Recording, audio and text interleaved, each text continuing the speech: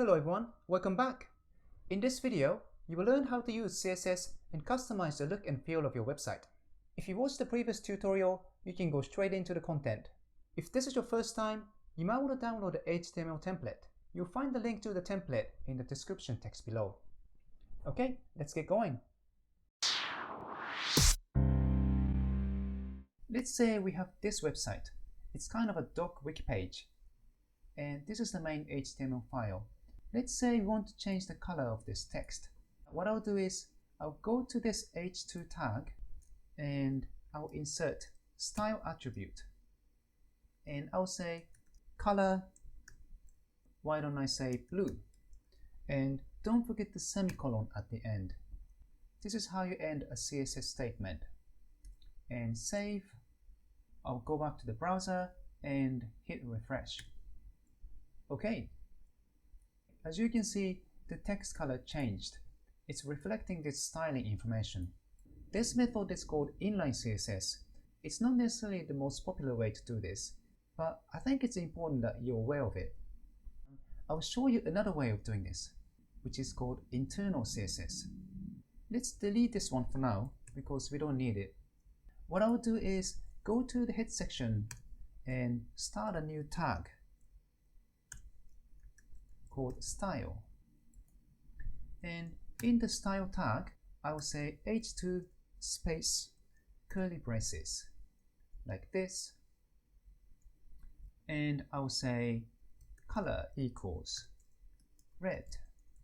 Let's try this. Save the file and refresh the browser. Okay. So this time we targeted h2 like this and said all the ht tags, all the h2 texts will inherit this styling information. I can do the same thing with p tag.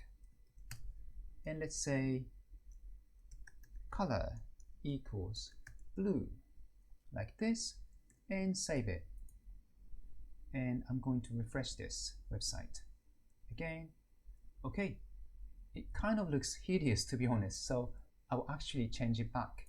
I'm going to delete this. Save it, refresh. Okay. And maybe change this to something a little more sensible, like gray. And refresh. Okay.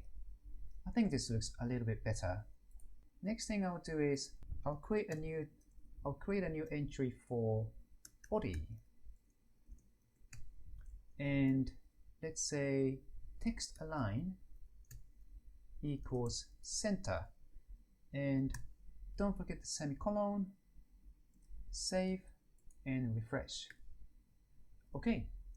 So what I've done is I targeted the body tag and said every component within the body will be panned to the center. So that's what it's doing here. We've been working a lot with text elements like h2, h1 or paragraph tags. In the next tutorial, you will learn how to embed an image into your HTML website.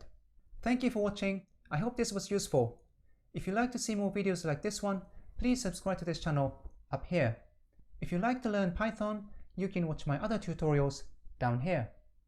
Thank you for watching. See you in the next video.